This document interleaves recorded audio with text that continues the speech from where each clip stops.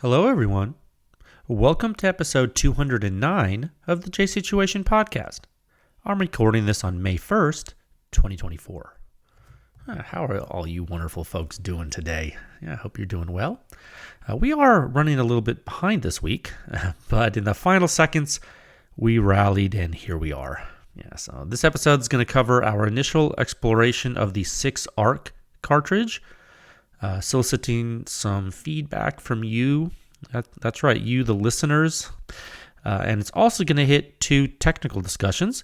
One of the Otter Creek Labs Titanium on a bolt gun, and the other of the same silencer on a subcompact semi-automatic pistol. That's right. So both articles were published last week. We did a short intro for those articles last episode, and we'll dive a little deeper today, get all into the technical nitty-gritty. That's right. Okay, so sit back, relax, and we'll get into it. First, I would like to give you a short word about our gracious podcast sponsors. They do make this show possible. That's very important, okay? The podcast is proudly sponsored by Legion Athletics. That's because nothing you do, exercise, sports, or anything is worth doing without consistency, guys. You have to do it all the time if you want to be good at it, you want to excel at it, and Legion Athletics can help you with that. They have whey protein, pre-workout, post-workout, vitamins, minerals, all types of different supplements. Some folks ask me, oh man, do they have everything you need? I say, they have a lot of it. They don't have everything, but man, most of the stuff, they probably have an answer for you. Visit legionathletics.com. There's a link in the show notes. Please use code word PEW Science to save 20% off of your first order. And if you keep using that code all the time, every time you order your supplements, you'll get double loyalty points, which you can redeem for a net 10% off in cash money, as they say on the street. Do they say that? Get strong. It's important. Legion Athletics. The podcast is also brought to you by Top Gun Range Houston. If you're in the Houston area, even if you're just passing through on business, go play hooky and check out their 15-lane indoor shooting range and the largest firearm rental fleet in the entire state of Texas. You can rent pistols and rifles and shotguns, and you guessed it, machine guns, and now you can even rent silencers. Blah, blah, blah. Yeah, check out their firearm rental inventory on their website at topgunrange.com, and you can find them on Instagram at Top Gun Range. They love to chat with everyone, especially anonymous people. They love that. Just kidding. Go check them out. This podcast is also brought to you by High-End Armament Technologies out of Oklahoma. They sell very expensive guns and night vision and stuff like that. So lasers. It's not just that they're expensive. They're usually expensive for a reason. It's because you can never find the stuff that they're selling. So if you're looking for something really hard to find for that special someone, and you really just want to get some kind of crazy Knight's Armament gun that doesn't exist anymore, call Robert and his crew at High End Arms and they'll help you out, okay? HighEndArms.com, at Instagram at High End Arms, and even Facebook page if you still use that, High End Arms, okay? Tell them Jay sent you. The episode is also brought to you by Silencer Shop. What's up? Yeah, use their kiosk, do your fingerprints and photos electronically. You cut down on errors, you simplify your silencer purchasing process, you get a money-back guarantee. I don't know, man. With the eForm 4 times as fast as they are right now, the amount of silencers going through Silencer Shop doesn't even make sense, dude. There's so many silencers getting into consumer hands. And you got to know they're responsible for a lot of that. So it's a big deal. Money back guarantee, no transfer fees, just you and your silencer with no drama. It truly is silencer ownership simplified, and Silencer Shop does a lot to support the NFA community in general with the funding they give and the dealer network that they have. So it's a big deal. They also support the PEW Science Laboratory. Did you know that? It's a big deal. Actually, Silencer Shop has been in our corner for 4 years. Did you know that Silencer Shop has supported PEW Science and the Silencer Sound Standard for 4 years? That's right. That brings me to the most important sponsor of this podcast, the PEW Science Laboratory. I'm the technical director of the lab, and in the interest of public education, the lab sponsors this podcast, runs a public research effort, and our goal is to continue to push the silencer industry forward, one test at a time. You can visit pewscience.com for the suppression rating. It's the simplest and most accurate hearing safe rating for suppressed small arms. It's based on true human injury response of the entire gunshot from before combustion takes place all the way until all the combustion is gone, and that's so important. We'll talk about that in the technical discussions today. Okay? PEW Science is the home of the Silencer Sound Standard. There are 7 sections, It's the most in-depth and accurate silencer data and analysis in the entire world. And it's all available to the public 24/7 at pewscience.com. And you can support this podcast. You yourself listening, yes, you can help out. You can support the podcast. You can support the Pew Science Laboratory, all the public testing we do for you by joining with a membership at pewscience.com. And there's even a donate feature. If you don't like monthly things, you know what, I just want to throw him a bone because, got a bonus at work and here's $10, Jay. I'm like, thanks, dude. There's a donate feature on the review page and podcast page. Every little bit helps. It's tax deductible. That helps. And also, you know what? If money's not your thing and you're just all about like good vibes, you can also do something that's completely free and give this podcast a great rating on Spotify or iTunes or YouTube or whatever you want to do. Like and subscribe to let folks know that silencers and guns are awesome. And you too can help spread the word of suppressed small arms to the general public. Okay, 3 topics for you today. Topic 1, 6-arc testing. And you. Yeah. Do you care? You might. Does it matter? It matters to Pew Science that you care. And so I want to make sure that you get the data that you need if you do, in fact, need it.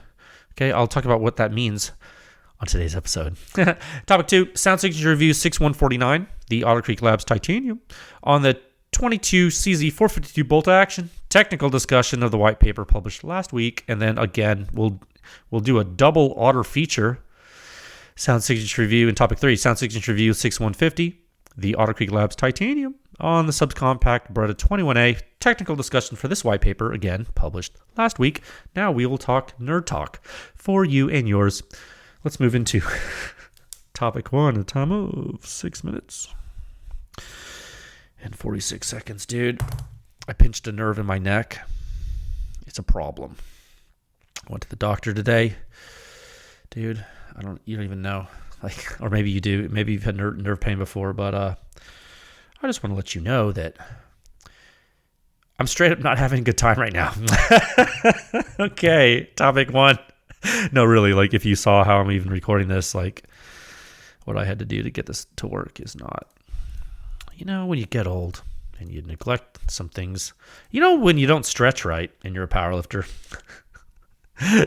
you may just break your body. Topic 1, 6-arc testing and you. Do you care about 6-arc testing? Do you even care about 6-arc? The so-called advanced rifle cartridge. Do you care? Are you a cloner? Don't call me that, Jay. Don't call me a cloner. Hurts my feelings, but I am one. Yeah, I know. I know you are. Yeah, so here's the thing with this, guys. So, I want to make sure that if you care about it, that you have a say in it and that you get what you need to get out of it. And if you don't care about it, okay, this isn't for you. So skip to the next topic. I'm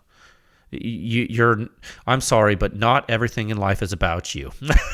Okay? But sometimes it is. So there are, on a serious note, there are some client requirements and contracts that Pew Science has been asked to help with, and it involves the 6-arc cartridge. Okay, so we are testing 6-arc, and this is happening regardless if it's published or not for you folks, right? So this is happening anyway. It does not matter what people say. Oh, why are you doing? No, it's happening, and I'm doing the courtesy of letting you know about it. Okay, so and that's because Pew Science was founded for the consumer. First and foremost, and because I run Pew Science, I am enacting executive authority to solicit consumer feedback to directly incorporate it into test programs with this cartridge. I am making that decision unilaterally. Yeah, see, it's not often great to be king, but in this case, it certainly is. Okay, so I'm unilaterally making this decision to involve you. So if you don't care about it, skip to the next topic, but some of you do, so we'll do it.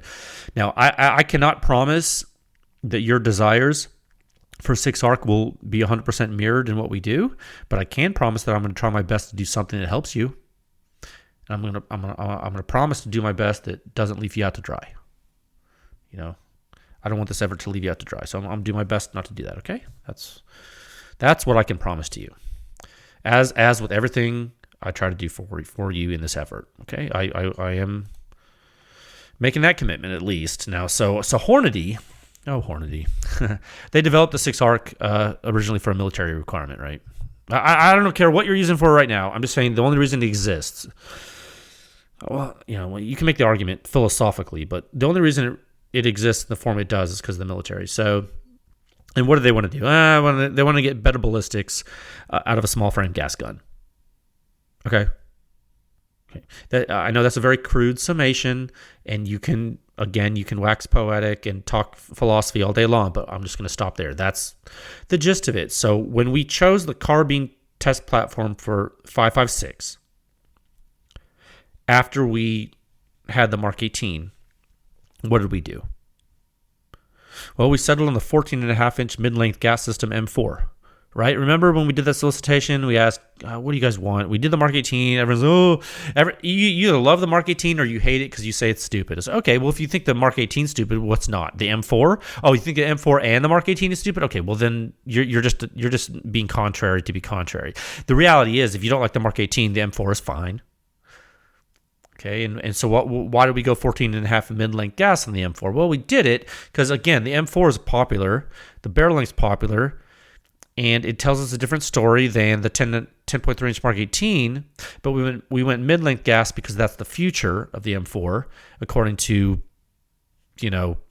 all the leading companies that make them. And shorter dwell time with silencers is appropriate. It's not mandatory, but it's appropriate. It's shorter dwell time with silencers is more appropriate than it would be without them. Fair? Fair. Okay. So, to this day, we have not used a 5.56 bolt gun. And we've just done gas guns for 5.56 simply because we find the data utility to be lower for a bolt gun on 5.56 because most folks simply don't shoot 5.56 out of a bolt gun. Most folks, by and large, that are shooting 5.56 are shooting out of a gas gun. And I don't have numbers for you on that, but use your imagination. Okay, so with 6-ARC, and to be clear, I haven't really told you this, but you can Google this if you want. 6-ARC, it's a 6mm bullet with a high ballistic coefficient. You can put in a small frame AR, so an AR-15. Okay, you got to use different mags, figure it out, but whatever, it fits, right? Okay, so with 6-ARC, a gas gun is something I do think we need to do. Well, I'll tell you, we're going to have to do it in some cases, but for you, I'm saying publicly, I think we do need to publicly do a gas gun. I think we do now, and we will do that. Okay. However, one could also make the case for bolt gun testing because of the ballistic properties of the bullets used in the cartridge. Okay, so there are folks out there that are using the 6-ARC as a lower recoil hunting round out of a bolt gun as a substitute for 308. So that's the market now. Now let's just, if you're a physicist or whatever, let's think about energy and momentum. The bullet weights of 6-ARC are like in the hundreds. So you're like 105, 103 grain bullet. Okay. Whereas you can just shoot a 308, it's like 150 grains. Okay, so you get like 50% more mass out of the 308, but boy, howdy, do you have a lot more recoil in the 308, and you have inferior ballistic properties, right? I'm this isn't a dogma. This is just physics. So, and with the 6-ARC, you have a smaller frame gun, so it's like, and you lower recoil out of a bolt gun, and you can kill things with it, and you can shoot far with it. So what's not to love for hunters? And you know what I mean? I'm not saying you need to go, dude. I'm not saying I hunt with a 6-ARC. I'm not saying you do. I'm not saying you need to. All I'm saying is what people are doing with this thing right now. And we would not be talking about this if it wasn't for contractual requirements. So just know, don't kill the messenger. I'm trying to include you. Okay. So there's a market for 6-ARC bolt testing, just like there is for gas gun 6-ARC testing, okay? Okay, so right now, I'm giving you a window into this. This is like behind the curtain stuff, dude. Right now, we're exploring partnering something like a 14.5-inch gas gun with a 16 or 18-inch bolt gun, both in 6-ARC, okay? Now, it's not final, By any means, it could completely change. So don't start. Oh, the PEW Science. No, it's not finalized. We're having a discussion that's one way because I'm talking to you on the podcast, but you can hear this and you can give me comments in the YouTube comments to drive engagement and help this thing grow. Okay. Now, so it's not finalized, but a 14.5-inch gas gun and a 16 to 18-inch bolt gun, both in 6-arc, may be enough to get our hands dirty with the cartridge for the general public, satisfy some military requirements, satisfy the consumer requirements, and let me tell you about why. Let me sell you on this. Okay, here. Some folks say they want 18-inch gas gun data. But the reality is this is for silencers. I don't care what you think it's for. This is the silencer sound standard. I'm giving you silencer data. What's the propensity? A lot of people don't want to put a silencer on an 18-inch gas gun due to weight and length. I'm sorry, they just don't. I know your buddy in the long range sniper's hide whatever does. Very good. I'm sure he's a gentleman and a scholar. What I'm trying to tell you is that most folks that use silencers want to start with a shorter barrel and go from there. So 14.5, cool, awesome. And there's a military requirement for 14.5, just for your information. And we have direct comparison. If we do that, we would have direct comparison to 14.5 M4 with 5.56. And that could be very interesting because what are you doing? Same combustion length, different cartridge. Oh my goodness. How cool would that be? Oh my God, it's almost like you're isolating variables and discovering things about combustion and silencers. That's cool. So you see, the 14.5-inch gas gun holds a lot of utility at large. I'm not saying we're picking that. I'm just saying there's an argument to do so, and I'm explaining it. Cool. Now, the argument for an 18-inch bolt gun, instead of going 14.5-inch gas gun, you go 18-inch bolt gun. What's the argument for that? What's the argument for going longer barrel and changing and removing the reciprocating system? Well, okay, let me say this. Let me ask this rhetorical question to you in a different way. What would you get? You would get your 18-inch muzzle suppression performance that some folks say they want from a gas gun. Okay, that's fine. But you also get something far enough away from 14.5-inch that you have two truly separate data points. And you get enough resolution in doing so. So let me say that a different way. Like instead of comparing something like 14.5-inch gas and 16-inch bolt, where you have have a limited utility, you get like you're stretching out the combustion chain, so you get 14.5-inch and 18. So you have a little bit different shock dynamics. You're pushing past the 16-inch threshold, which is a weird length anyway. To a true rifle of like 18 inches, but you're not going 20, which is like ludicrous, really, in a cartridge like this. I think just because of what it's designed for. I'm not saying a 20 to 22-inch 6-arc isn't cool. I'm just saying 16 to 18 makes like way more sense for silencers and consumers. And for 18-inch bolt, you're hitting the precision shooter crowd, you're hitting the hunter crowd.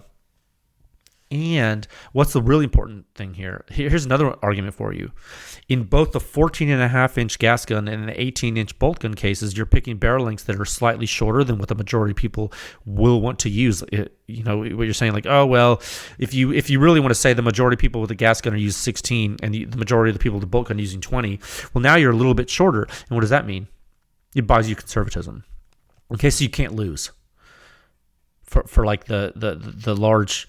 what we say, like law, not like the law of large numbers, but like on a population scale, if you want to look at the utility of the data, you'd like do more good than harm. Okay, 1 second. Okay, so this is the current line of thinking of what we're doing here. So to sum it up, for 6-arc, 14.5-inch gas gun, 18-inch bolt gun, either or both published publicly. And we can work out some gas system details later.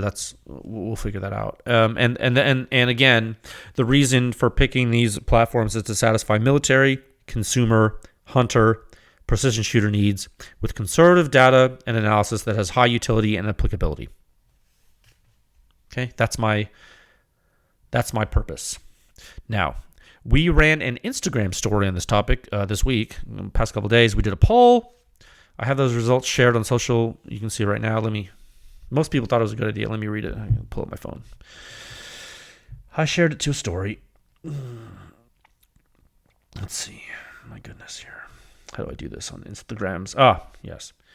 I said in the Instagram poll, for those of you who don't use it or because we're shadow banned and you never see us on Instagram, I said, be thinking about what you want in 6-arc data and analysis. And then the poll shows 4 choices. It says the first one was a 14.5-inch gas gun. The second one was 18-inch bolt gun. Third choice was both. Duh. And then the fourth was like something else crazy. And I wanted to see how many people actually like took the time to elaborate on that, to like give me ideas, and not enough to be statistically significant in the quality of the information we received. So the results were that 42% of people, almost half of respondents, picked the 14.5-inch gas gun, with 39% of people wanting both. Only 10% wanted just the bolt gun, which makes sense. So what's that? So that's 100 minus 10 is 90. Minus 9 is 81. So 81% of people wanted the gas gun or both the gas gun and the bolt gun. Okay. Is it a perfect poll? No. Is it scientific? Absolutely not. Is it a data point we're going to use in this little decision-making process? You bet your sweet butt it is. And so there will be other data points we'll use that will come from comments on the YouTube publication of this podcast. So go on YouTube and comment, and then let me know what you think, and start the discussion and say whatever you want, and we'll figure it out. Deal?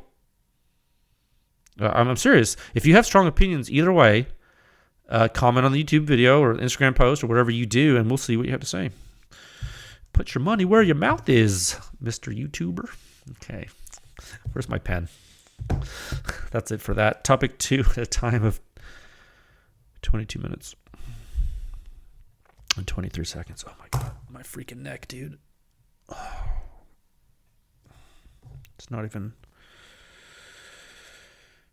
joking. You know, that I'm telling you, that 6-arc stuff, guys, like the only reason it's happening, like I would never in a million years test that cartridge if there weren't contractual obligations. Like, we have way too much other stuff to do, but we'll do it. We'll help the end users in the military. We'll help you at the same time, and everyone will win. Okay. So topic 2. And so that's all I want to say about that for now. Just know that I'm doing it in this way, so there's transparency for you, and you guys get something good. So let's talk more about consumers now that we're done with that 6-arc stuff. Let's talk about 22, which is important. With Sound Signature Review 6149, the Otter Creek Labs Titanium on the 22 CZ452 bolt action rifle, technical discussion. Okay, the white paper published last week. I'm going to pull up that article right now. You should too if you're following along at home or in your car at the drive-thru. Please don't drive in data, but you can drive through and data. 6149, I'm pulling up the member review at pewscience.com. You can pull up the free version if you're not a member. That's fine. I'm not going to leave you behind. Never would. So, Otter Creek Labs Titanium. It's right here on my desk in front of me. What a cool little silencer, dude. Oh, I think it's cool. It's great. I think. Here's my opinion. I think Titanium 22 silencers are super smart in general. They're lightweight. They're strong. You can clean them with aggressive chemicals. It's a cool thing to do. You don't need a super heavy-duty rimfire silencer. If you think you do, you're probably wrong. Probably. I'm not saying your opinion's invalid or like that you like. I'm not valuing your opinion. I'm saying you're probably mistaken. Like in all likelihood, like if you're doing 5.7 shooting, remember that's not rimfire, so that's not what we're talking about. And we'll talk about it in the future. I'm not going to harp on rimfire on 5.7 today. Okay, we'll talk about that later. But that is not a rimfire cartridge. Okay. So real quick, with the titanium, I want to talk about the physical characteristics of it. It's about 4 ounces. The test specimen that was sent to us is FDE. It's brown. Neat, right? I don't think they're all brown. I think ours is special, so thank you. It has wrench flats on both the proximal end and also the end cap on the distal end. The wrench flats there. That's little cool features that can help sometimes. That's nice. You can take it apart, which in the case of 22 is great for easy cleaning if you're not wanting to submerge the whole thing, which you certainly can. But if you don't want to, you can. If this thing gets really dirty, you can just take the baffles out and you can just clean those. You don't have to clean everything. So that's cool. What else? Oh, right. The baffles click together. Yeah. And so in the way, because they're symmetrical, you can really only put them together correctly. So a lot of 22 silencers have that where you can either only put the baffles together one way, or you can't put them together incorrectly. And that helps you not get things wrong, because when you take things apart and put them back together, you actually can break things relatively easier than if you couldn't. That's one. You know what? This is a little silencer industry trivia for you. When almost every 22 silencer used to be sealed, and when consumers couldn't clean them right because like a lot of the silencers were aluminum, and people didn't want to use chemicals to clean them and mess up the aluminum, everyone rioted and demanded that you could take apart the silencers, and a lot of the companies didn't want to take apart silencers because they would say that, well, consumers are going to break them and they don't know what they're doing. They're going to try to take it apart and break it. And then, of course, capitalism took hold and people figured out good ways to create products that could be disassembled easily and without damaging them. And those products flourished. The other ones died. And then you saw recently a resurgence of sealed 22 silencers because of 3D printing. And that's because we have the technology and the cleaning agents that are actually pretty, very good. So now it doesn't matter anymore. Unless, of course, you would 3D print an aluminum silencer, which would be dumb. Okay, sorry about that tangent, but I just want to give you some history. So there is one thing, and I try to get negatives when I can. I can't think of a lot of negatives, but it's important. There is one thing that Otter Creek didn't do with this silencer. And frankly, it's also something that Rugged did not do in the Oculus. And both of them missed this, and I don't know why they didn't do it, but I'll tell you it's something that I don't like necessarily, and I think it's a potential issue. You cannot keep the baffles clocked in a fixed position because there's no indexing notch inside the silencer. So the baffle stack can rotate in the silencer. Okay, it can. Like there's no yes, the baffles click together, but the blast baffle or the baffle closest to the proximal end of the silencer doesn't click to the silencer mount. So and the reason it's not always a good thing for this is because when you can take it apart and put it back together if you want to, well, the notches in the primary baffle flow area, they're going to be clocked at a different way each time. So if that influences point of impact shift on your gun, if you're like some hyper precision rimfire application, well then now you have to worry about how you're clocking the baffles. Because if you zero the silencer with your freaking baffles a certain way, then you take out the silencer and you go to clean it and you put the baffles back in. How do you know the baffles are in the right spot? Right angle, right? You don't unless you take note of that. So, and that same thing happens with the Oculus, frankly. And with the Oculus, it kind of sucks that it happens because the Oculus has two different sections in it. So you can start to clock those different, and that's a whole thing. Luckily, the Otter Creek has one stack, so at least they're together, all the baffles, but they are different than the gun. Anyway, it's not. It doesn't usually matter. It's not a huge deal, but it can be, and it's just something I notice on some silencers, and I'm like, why are folks doing that? So just be aware of it. This is actually probably one of the only negatives I see from this titanium from Otter Creek. Other than the bolt action performance is somewhat lower than the top performers, but it's still pretty good. And that's a good way to start this off. Okay, let's look at the article. Okay, let's go to 6149 right now. So just a word of warning. This is a 22 bolt gun test, so the signatures are very quiet. But we do this because it's important, right? So it's important for you to understand the full spectrum of the suppression rating scale. It's designed to capture what folks experience with suppressed small arm weapon systems. Okay, this scale is on purpose for you. It's not a generic scale. The suppression rating scale is engineered to apply to suppress the small arm signatures. It's the entire purpose. Okay, that's why we did it. So bottom line up front, on the bolt action rifle here, 91.4 composite suppression rating, 16-inch CZ452 bolt action, CCI standard velocity ammo, 89.3 at the muzzle, 86 flat at the ear, not too shabby. Okay, so you're hitting where you should be hitting with a rimfire silencer on this host. This should be the type of performance you shoot for in general, and all of you consumers should expect this. Do not think you have to put up with silencers with significantly lower performance than this on a 22 bolt gun, guys. You don't have to. We'll get into comparisons later, but do not put up with like low performing bolt gun silencers. You don't have to. It's 2024, okay? So let's talk about what makes the Otter Creek Labs Titanium be able to achieve the performance. Let's talk about what it's doing, okay? Scroll down in the article. It's fingerprint time, okay? Fingerprint all the way down, figure 1. Man, I tell you what, boy howdy. You know, if I didn't know any better, and you just told me this was a 22 silencer bolt gun test, and I saw the fingerprint of the titanium from Otter Creek, and you had a gun to my head, and you were like, tell me what silencer this is or your family dies. I'd be like, dude, it's a rugged Oculus. Like, don't kill my family, right? But then my family would be dead, right? That's what would happen. That's because what you are basically seeing from the titanium is rugged Oculus behavior. You are. The silencers are of similar size, similar amount of baffle, similar baffle shape. It's not a rugged Oculus copy or a clone, no, but it is extremely similar. And as a result, you get what you get in figure 1. Check out the primary jet peak and the negative phase. Yes. Step cone, double notch fingerprint, if I ever saw one, and impulse is the same way. You see the primary blast peak, the perfect return to accumulation afterwards, smooth decay, textbook subsonic rimfire consistency too. And frankly, it's one of the things that the titanium does very well, and something I do think is important. I really do. The titanium is a consistent rimfire silencer. I think of all the things to look for when you look for a rimfire silencer, consistency is important. We do our best to use good ammunition that can showcase this. Now, it's not always perfect, but it usually does very well. The CCI standard velocity usually does very well. We can generally understand which phenomena we see in the data is ammunition driven or silencer driven.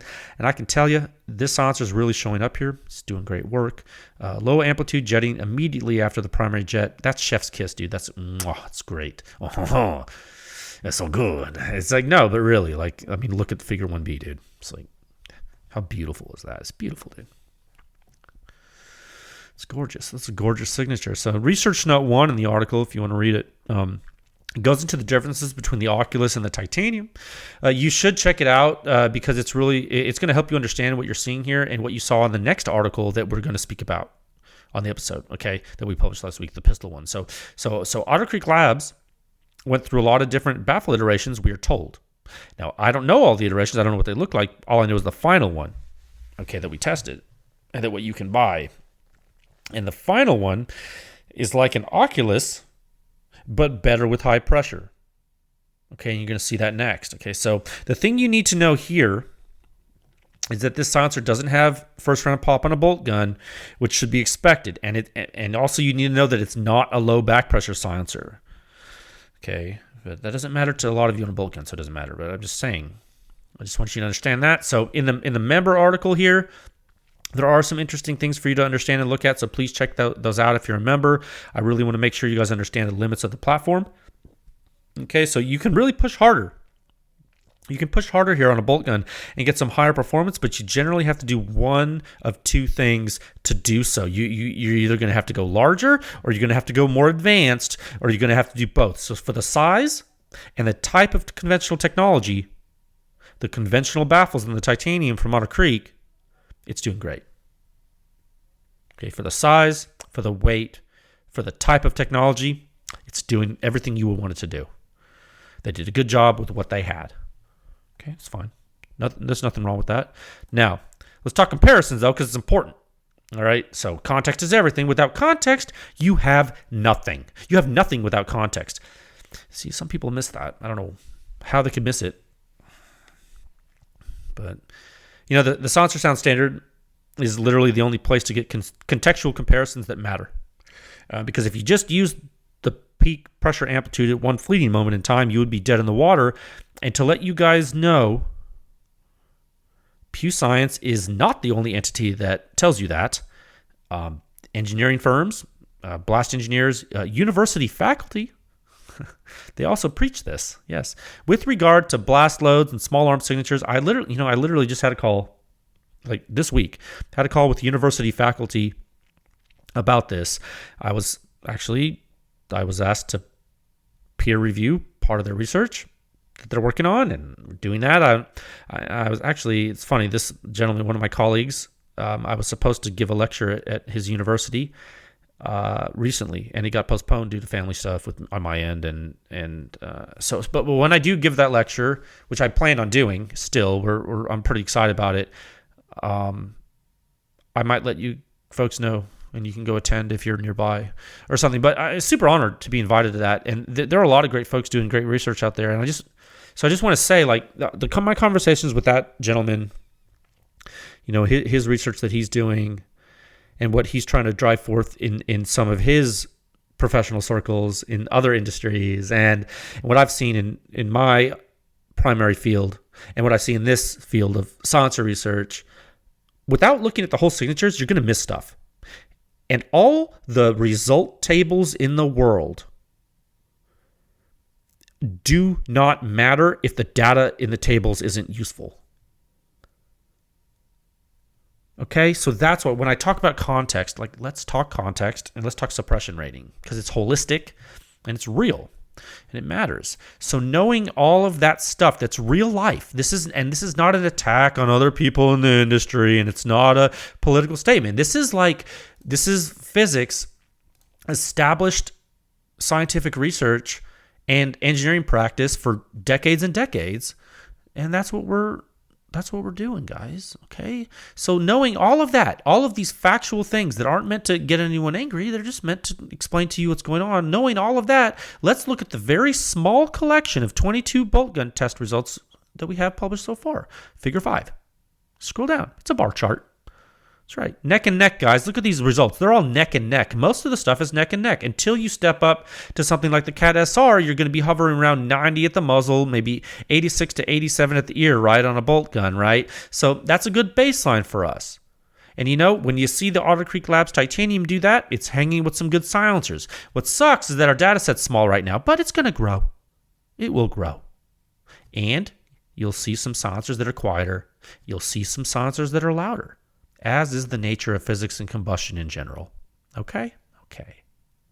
So when you look at the parameters of interest, you'll see that the titanium is less than half the weight of the Oculus and almost matching its low pressure performance in a bolt gun. Because you got to remember, the Oculus is optimized for low pressure.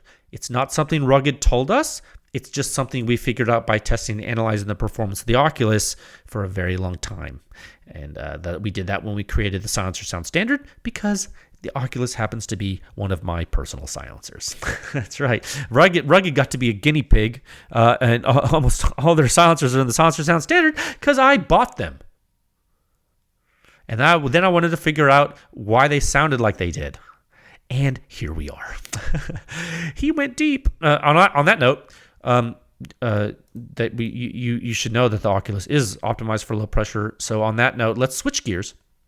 And what we should talk about now, when we talk about the titanium from Otter Creek, let's talk about what happens when the pressure gets higher. That's right. Let's move to small rimfire pistol in topic 3 at a time of 38 minutes and 57 seconds. Boom. Oh man, this is great. Okay, topic 3, Sound Signature Review 6150, the Otter Creek Labs Titanium on the subcompact Beretta 21A. Again, technical discussion. Okay. Published last week. Let's go a little deeper. Okay. So pull up Article 150. That's right. The 150th article. 150th article. Published in the Standard. Took us a little 4 years to get there since we launched this in May of 2020. That's pretty good, though. I think I talked about that last time. It's a pretty good clip. 150 articles that have unique testing and analysis information in them. It's not like a chat GPT, SEO, keyword silencer blog post, dude. No, No, dude. This is like actual original information, all created with your help for you. From our first member, we still remember his name, bless up, to a guy that just joined today, bless up. All of you have helped this happen. We the best. Good job. This is great. It's all for the people, by the people. What's up? Look at this article. Bottom line up front, 82.8 composite suppression rating. 82 flat at the muzzle. 72 flat at the shooter's ear. And the Beretta 21A. Wait a second, Jay. What? Didn't you just tell us that the Otter Creek Labs Titanium got a 91.4 composite suppression rating? Why are you lying? Yeah, I did tell you that. It got a 91.4 composite suppression rating on a 16-inch bolt gun. The Beretta 21A is a 2.4-inch barrel semi-automatic subcompact pistol. Okay, so the suppression rating drops. That's right. Each silencer has a unique suppression rating for each host weapon and ammunition, so each silencer has an infinite amount of suppression ratings. We present those to you that are of the highest degree of utility. We do not want to bore you with the infinite combinations. No. Bottom line, silencer got louder. Yeah, too bad, so sad. But it is the nature of physics. Now, how much louder did it get? Well, quite a bit louder.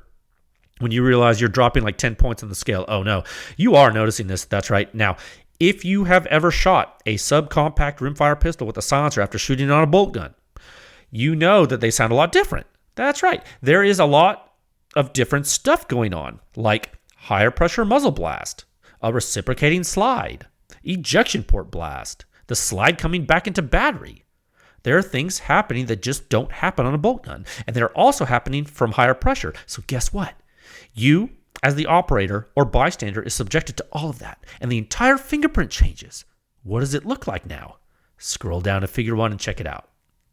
Okay, scroll right down. Oh, these are so great. It's a lot more going on here now, right? Oh, I'm so excited. Look at it. Look at this. Look how much different it looks. A lot more going on here. And the amplitudes are way different. What else is different besides the amplitude, besides how high the pressures are? There are many more peaks, aren't there? Many more peaks. And the peaks are really varying in frequency, right? They're happening all over the place in time. You see some high concentrations at some points in time, some low concentrations in others, and you see diminishing of everything. And then you see something happening in the late time, the slide closing in the pistol to chamber a new cartridge. All of these things are discrete events. They all tell a story. They all happen together in a continuum. There is no separation of them. You can't separate the slide closing. Why? Well, because right before it, something else was happening. When you model your system to reflect reality, what will you tell the model that happened? Will you say to your model, there's some action noise?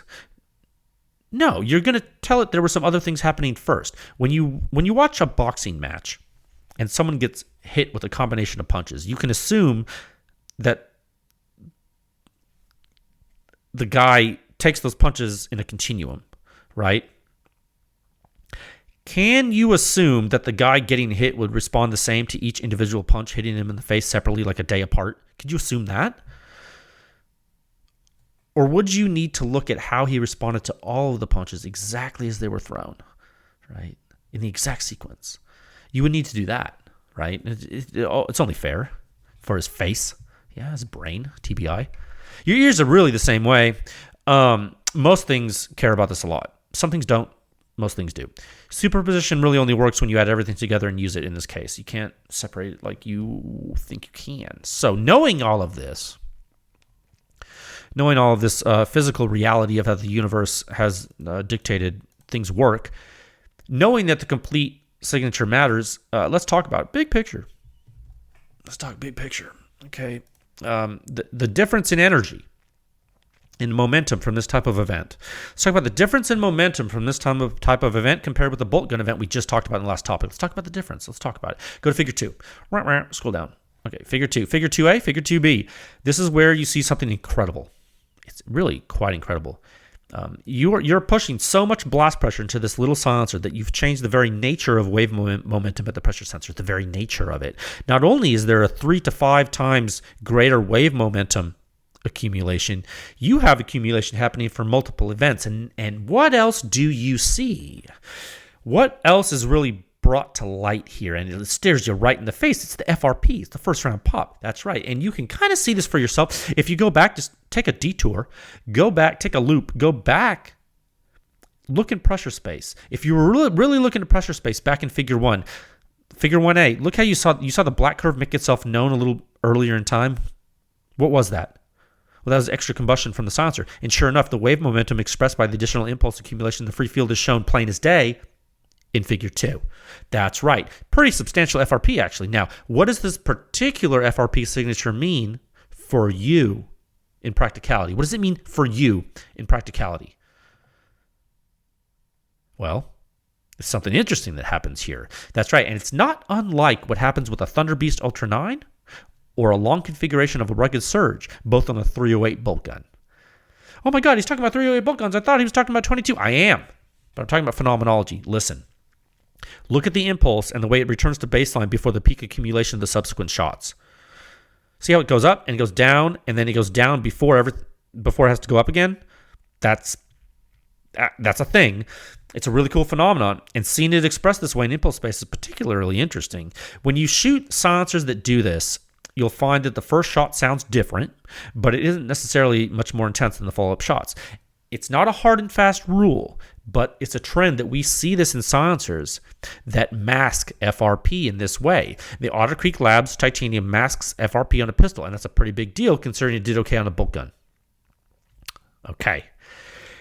The Titanium actually does really good work on a pistol, and this is when it really pulls away from the rugged Oculus, and that's what you should look at in Research Note 3 in this article, I think. Let me scroll down here. Yeah, the Otter Creek Labs Titanium is classified as a conventional design of the PEW Science taxonomy. However, there's simple geometric features of the design, yada, yada. Yeah, go read that. Research Note 3 in this article. And it's something I actually repeated from the previous article nonetheless. The modifications to the titanium from the Oculus baffle give it better high-pressure performance without sacrificing the low-pressure performance. So this is why I said what I said last week. When I said the titanium just might out-Oculus the Oculus, that's what I meant. Match the performance in some regimes, exceed it in others. Do what the Oculus does, but better. That's what I meant. Okay, it's objective fact, not subjective statement. This is just data and analysis. I'm telling you, I'm not saying anything bad about Rugged. I'm not saying anything good about Otter Creek. I'm telling you the titanium might out-Oculus the Oculus in that it matches the performance in some regimes and exceeds it in others. This is just black and white. There it is. Okay, so again, always member data and analysis in this article is actually very valuable to you. Please go check it out if you're a member. Okay, so let's keep on trucking the free version here. We'll go into some comparisons. Scroll all the way down. Some comparisons. This is where we start to see some more interesting results. Okay, in my opinion, in the 22 playing field, this is where you see more interesting results. Put these silencers on a small pistol, see what they do. This is where it's harder to do really well, and you're seeing that right away. Okay, you're seeing the titanium do great here. It's not hitting CAT SR levels, but again, different technology, different sport. But for conventional baffle technology, the old school step notch cones or whatever you want to call them, it's doing great. It's barely edging out the Jesse's girl at the muzzle. Okay, but it's really taking the task of the shooters here. It's crushing the long configuration of the Oculus here, I think, and the short configuration of the Oculus is just really has trouble on a pistol. The short and you guys know that, right? I mean, it's pretty loud. You know what? You can shoot a 308 silencer on a bolt gun and get less hazard than the short configuration of the rugged Oculus on a subcompact pistol rimfire. I talked about that in the member version review. I mean, guys, pull up the suppression rating ranking section if you can see this for yourself. Remember when I went on that rant about how context is everything? The suppression rate is a holistic parameter that lets you understand the entire signature process and the severity. That's what I'm saying. You can compare different platforms to different platforms because the suppression rate is a universal metric. You can't do that with those other sound metrics. Okay, that's why it's powerful. That's why you can see that the short configuration of the Oculus is as ladder than a high-performance 308 system on this house, which is nuts. Okay, so go look at that. Use the ranking section, see that for yourself. Okay, so that in general, this whole thing, this is the Otter Creek Labs Titanium. Light, quiet, looks cool, practical features, suppresses well on a pistol, which is really important for most people shooting suppressed 22.